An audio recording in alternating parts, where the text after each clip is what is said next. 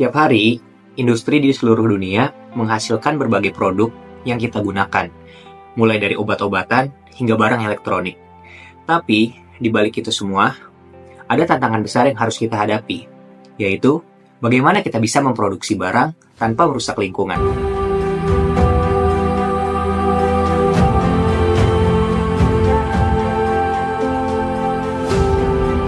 Disinilah kimia hijau atau green chemistry berperan dalam mengatasi dan memberikan solusi bagi masalah-masalah yang ada di dalam industri yang berdampak pada lingkungan.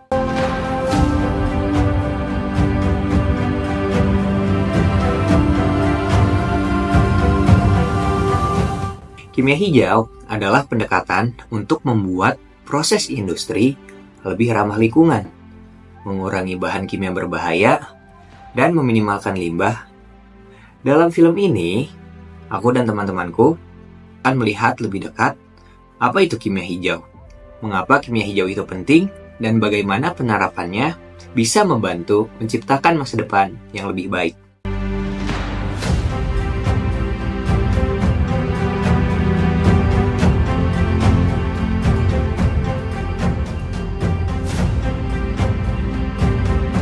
Sebelumnya, kita sudah memahami bahwa kimia hijau memiliki peran penting dalam menciptakan dunia industri yang lebih ramah lingkungan. Namun, bagaimana sebenarnya kimia hijau bekerja di lapangan? Para ahli telah merumuskan 12 prinsip dasar yang menjadi panduan bagi industri untuk mencapai tujuan ini. Prinsip ini bukan sekedar teori, mereka memberikan langkah-langkah praktis yang dapat diterapkan untuk menghasilkan produk yang lebih aman, efisien, dan tentunya lebih ramah lingkungan. Mari kita lihat satu persatu lebih dekat, apa saja 12 prinsip ini dan bagaimana mereka bisa mengubah cara kita memproduksi barang di masa depan.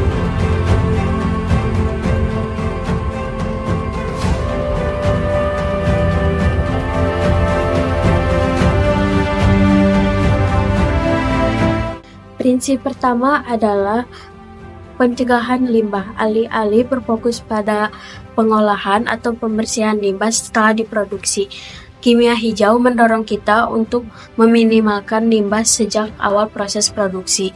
Di industri makanan misalnya, produsen bisa mengurangi kemasan plastik sekali pakai sehingga mengurangi sampah plastik yang sulit terurai di lingkungan. Hasilnya, kualitas air dan tanah tetap terjaga serta biaya untuk pembuangan limbah dapat ditekan. Dengan mencegah limbah, kita juga mengurangi polusi yang berdampak pada kesehatan masyarakat.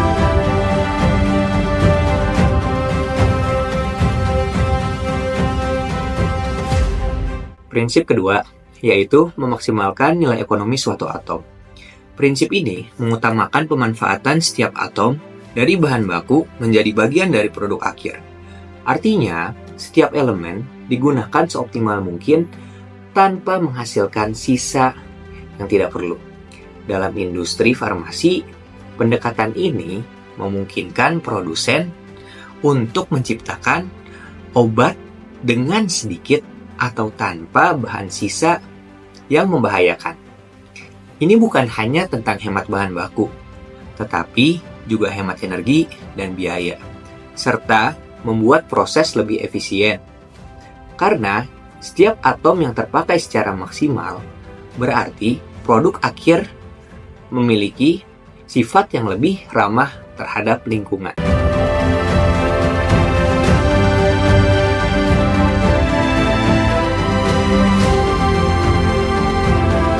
Prinsip ketiga yaitu sintetis kimia yang bahayanya sedikit.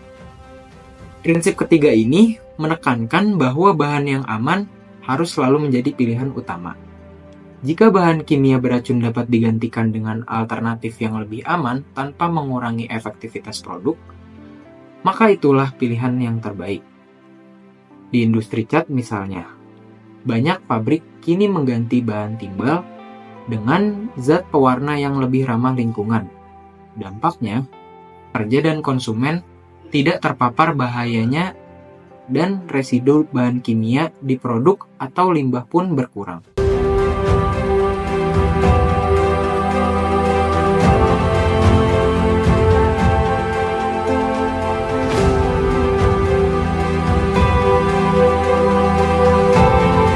Prinsip keempat yaitu mendesain proses yang melibatkan bahan kimia aman. Dalam setiap industri, bahan kimia digunakan untuk berbagai tujuan, dari bahan baku utama hingga zat pendukung seperti pengawet atau stabilisator. Prinsip keempat ini mendorong kita untuk memilih bahan kimia yang tidak berbahaya bagi kesehatan manusia dan lingkungan. Sebagai contoh, di industri tekstil, perusahaan semakin beralih dari pewarna beracun ke pewarna yang lebih aman, yang tidak meninggalkan residu berbahaya di air limbah. Dengan memilih bahan yang lebih aman dari awal, risiko kesehatan bagi pekerja dan konsumen pun berkurang. Selain itu, proses produksi menjadi lebih bersih dan produksi akhir lebih ramah lingkungan. Jadi, prinsip ini bukan hanya soal memilih bahan yang tepat, tapi juga soal tanggung jawab pada seluruh rantai produksi.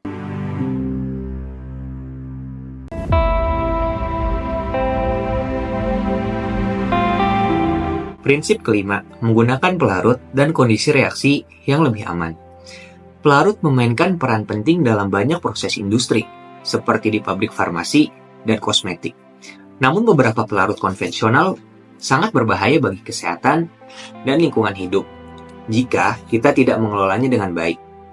Prinsip kelima ini mendorong kita untuk memilih pelarut yang tidak beracun, seperti air atau pelarut berbasis tanaman yang mampu mengurangi risiko pencemaran dan dampak negatif terhadap kesehatan. Contohnya adalah pembuatan kosmetik alami yang tidak melibatkan pelarut kimia berbahaya, melainkan menggunakan minyak nabati yang lebih aman. Selain menggunakan pelarut yang lebih aman, ini mampu mengurangi dampak negatif, juga membantu menjaga keamanan lingkungan bagi para pekerja. Dengan merancang proses yang lebih aman, industri dapat menjaga keberlanjutan sekaligus menjamin kualitas dari sebuah produk yang ia hasilkan.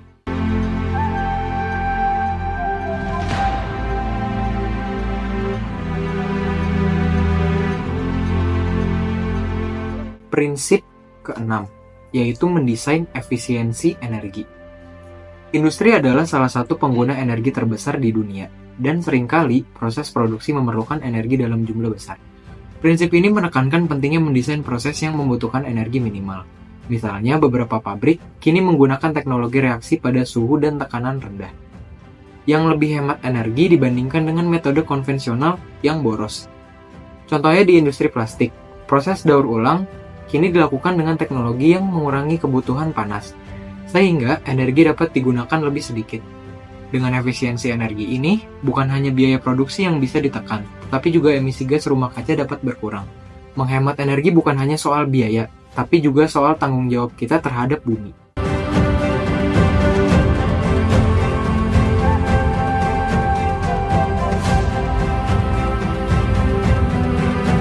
Prinsip ketujuh yaitu menggunakan bahan baku terbarukan.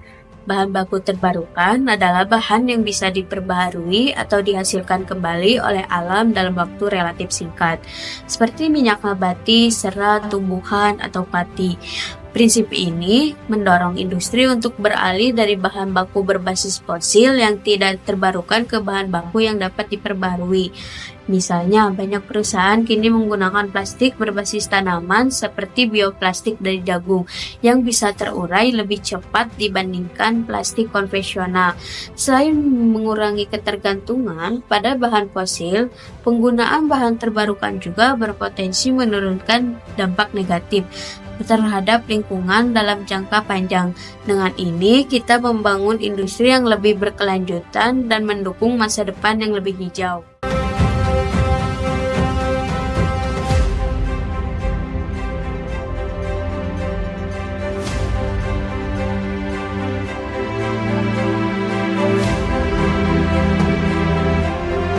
Prinsip ke-8, yaitu mengurangi bahan turunan kimia. Prinsip ini mendorong kita untuk menghindari bahan turunan kimia yang tidak esensial, yang sering hanya menambah langkah atau bahan tambahan dalam proses produksi tanpa memberikan manfaat langsung pada produk yang ada di dalam industri. Misalnya, di dalam industri farmasi, Banyak obat yang dapat diformulasikan ulang untuk mengurangi penggunaan bahan tambahan yang tidak diperlukan. Contohnya seperti pelapis atau stabilisator. Dengan menyingkirkan bahan yang tidak penting ini, produk menjadi lebih ramah lingkungan dan juga lebih murah untuk diproduksi. Pengurangan bahan turunan tidak hanya menyederhanakan proses produksi, tetapi pengurangan ini juga mampu mengurangi potensi polusi dan membuat produk lebih aman bagi penggunanya.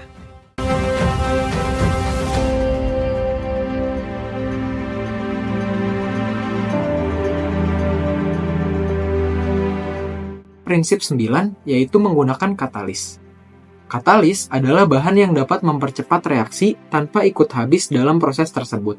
Artinya, katalis bisa digunakan berulang kali, yang mengurangi jumlah energi dan bahan baku yang diperlukan. Dalam industri kimia, sering digunakan untuk memurnikan gas atau mengurangi polusi pada proses industri besar. Contoh nyatanya adalah di industri otomotif, di mana katalis di knalpot mobil mengubah gas beracun menjadi emisi yang lebih aman. Dengan katalis, proses menjadi lebih cepat, lebih efisien, dan jauh lebih bersih. Ini berarti energi dapat dihemat dan limbah beracun bisa dikurangi secara signifikan.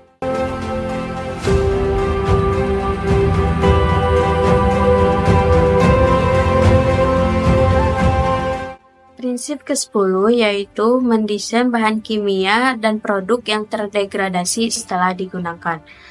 Prinsip ini memastikan bahwa produk yang kita buat dapat terurai atau kembali ke alam setelah digunakan, tanpa menimbulkan pencemaran lingkungan. Produk yang tidak mudah terurai, seperti plastik konvensional, dapat menyebabkan polusi yang bertahan hingga ratusan tahun. Kini banyak industri berinovasi dengan bahan yang mudah terurai, seperti plastik biodegradable. Contohnya beberapa perusahaan kemasan menggunakan plastik dari bahan alami yang dapat terurai dalam waktu singkat jika terpapar ke alam. Dengan desain ini, kita mengurangi jejak ekologis dan mendukung keberlangsungan ekosistem.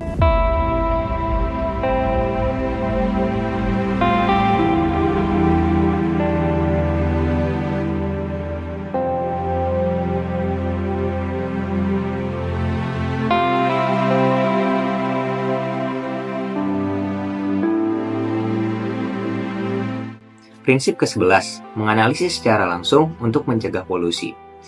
Prinsip ini berfokus pada pemantauan dan analisis yang real-time, sehingga setiap potensi polusi bisa dicegah sebelum terjadi. Di pabrik-pabrik, sensor kimia digunakan untuk mendeteksi gas atau bahan berbahaya saat proses produksi berlangsung. Contohnya adalah penggunaan teknologi pemantauan udara pada industri pengolahan logam. Ini digunakan untuk mendeteksi emisi polutan sebelum mereka terlepas ke atmosfer. Dengan memantau proses ini, perusahaan dapat segera mengambil tindakan untuk menghentikan pencemaran, menjaga keselamatan, dan juga mengurangi risiko kecelakaan bagi tenaga kerja yang ada di dalam industri tersebut. Selain itu, juga dapat menjaga kesehatan pada masyarakat-masyarakat yang ada di sekitar industri.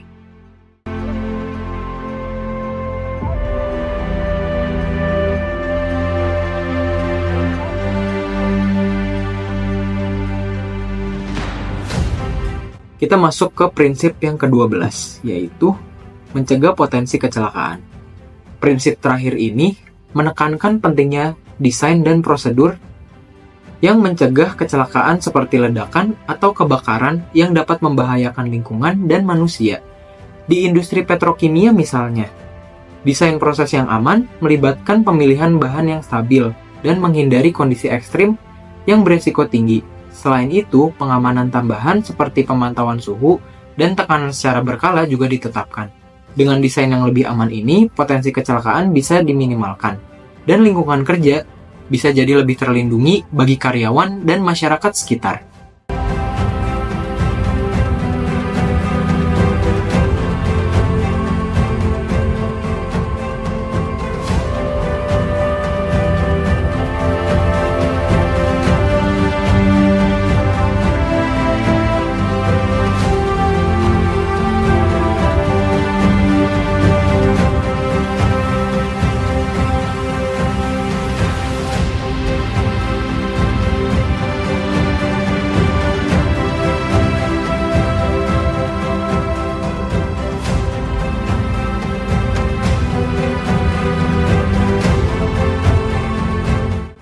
kita semua punya peran penting dalam menjaga planet ini. Dengan memiliki kimia hijau, kita mengurangi dampak lingkungan dari proses industri kita.